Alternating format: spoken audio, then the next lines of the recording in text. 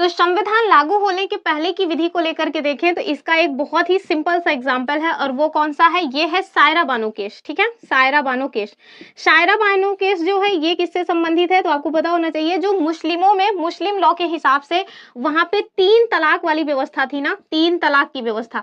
उसको सायरा बानो ने क्या किया भैया, सुप्रीम कोर्ट में जाकर के चैलेंज कर दिया। तो जब वो सुप्रीम कोर्ट गई चैलेंज करने तो भैया जो मुस्लिम लोग थे, मतलब मुस्लिम जो मौलाना वगैरह थे, वो पहुंच गए सुप्रीम कोर्ट कि ये क्या कर रहे हो, ये हमारे मुस्लिम लॉ के हिसाब से बनाया गया कानून है, आपको इसमें इंटरफेयर करने का कोई भी राइट नहीं है। तो भैया सुप्रीम कोर्ट ने कहा क्या आपने अनुच्छेद 13 नहीं पढ़ा है, अनुच्छेद 13 में साफ साफ बताया गया है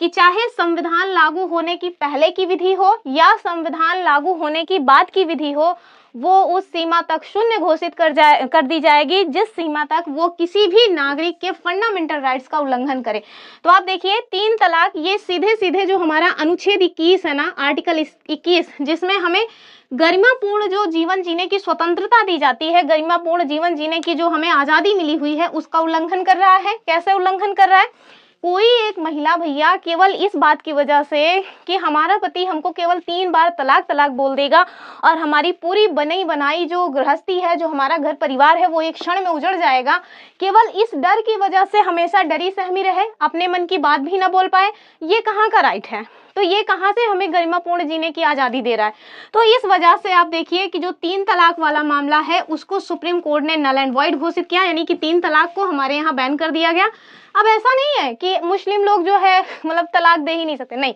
उनके यहाँ तलाक की 3 तरह की व्यवस्था थी, उन 3 तरह की व्यवस्था में 3 तलाक भी एक व्यवस्था थी। ठीक है, तो जो 3 तलाक की व्यवस्था थी अब इसको खत्म कर दिया गया है। कहाँ से खत्म किया गया है, तो इसी अनुच्छेद 13 के तहत खत्म किया गया है। ठीक है।